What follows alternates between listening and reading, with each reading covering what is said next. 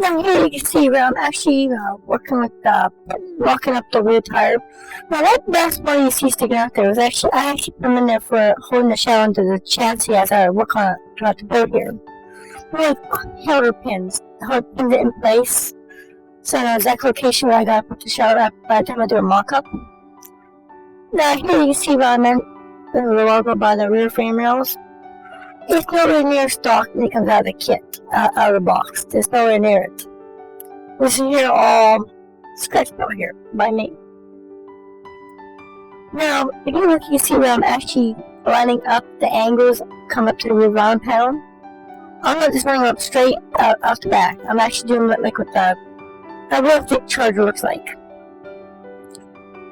Now, as you look, you can see I'm actually using the two tabs actually for that thing in the latch in the trunk thing on the trunk panel alignment area. Now here, yes, I got a little gap right there. I gotta fill in yet.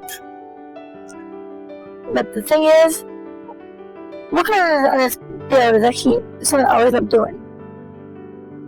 Now, right there you can see where I'm actually moving the frame runner out of the floor pan like I did in the front with the front pieces. Again, I gotta cut carefully around certain areas. And I got easy cap them off with a piece of plastic.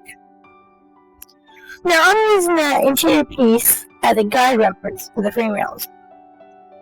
Now here you can see I'm actually adding a piece on top of the frame rail. Again, exactly what a street charger looks like. It's like what a real street charger frame rail looks like.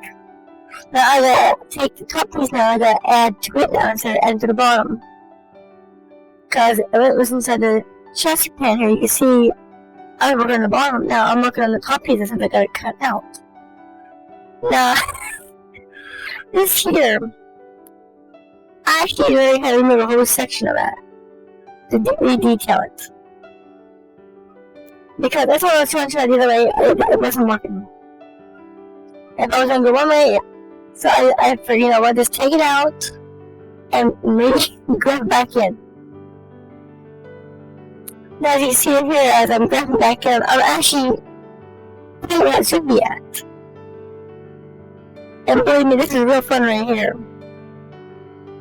This is something I'm correcting something that should have been done a long time ago.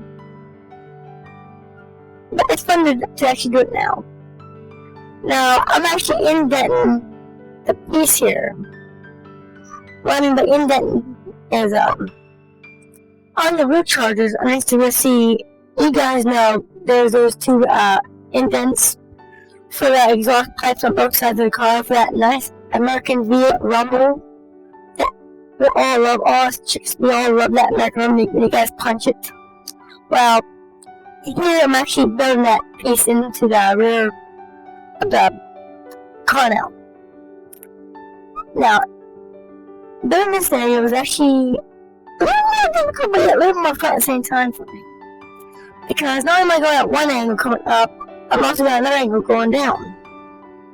It's almost like jet seats move in place, but we're actually moving it upside down. Now the thing here is, looking from the rear seat area back, I knew what I was getting into when I was doing this.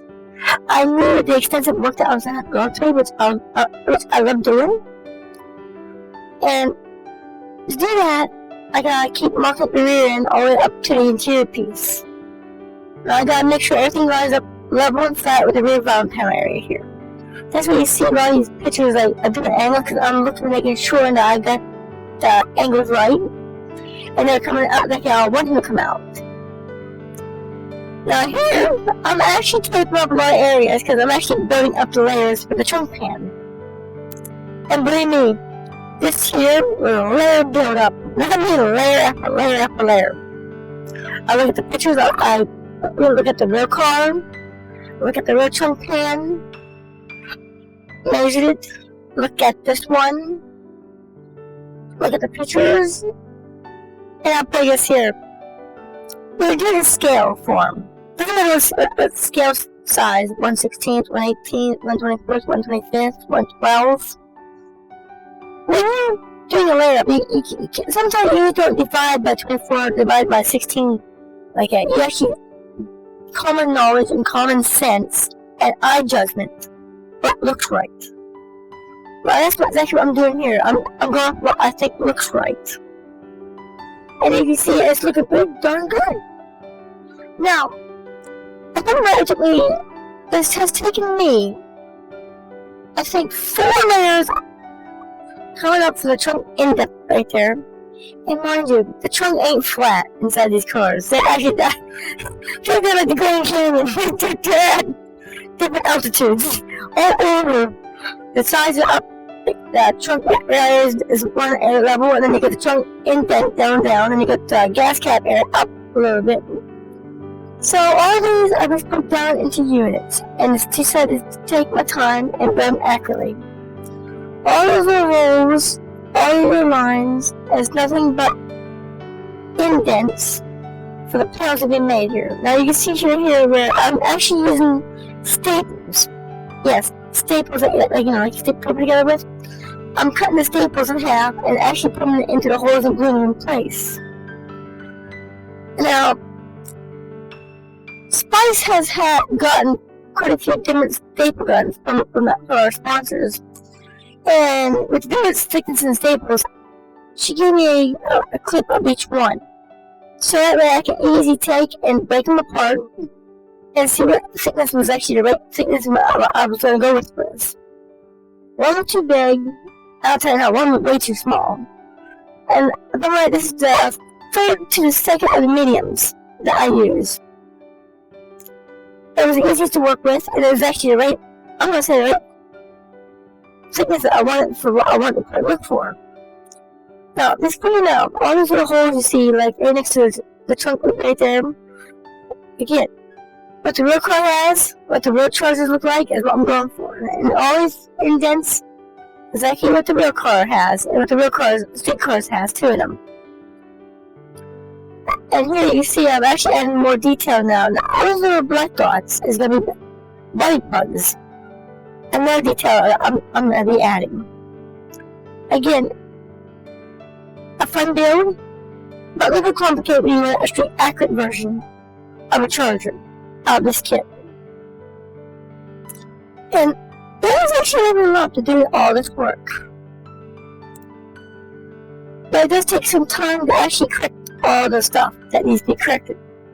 Now, if you look at it, you see, now in the primer, you can see what the back piece of the car looks like now. And how, for really, they're looking like NASCAR, she looks like a stick chassis pan now. And all goes into it. Now, those evergreen pieces that you're seeing here is actually 332 round stock. Now, these are be coming into body plugs. Right roundness, and I'll tell you now, if you measure a real charger and you take it at home and you actually add an upright, it's not very big as you think it is in scale form. Now here is some paint that I put on the shelf, so you actually see how it would look with being orange. And this here is actually high temp engine paint.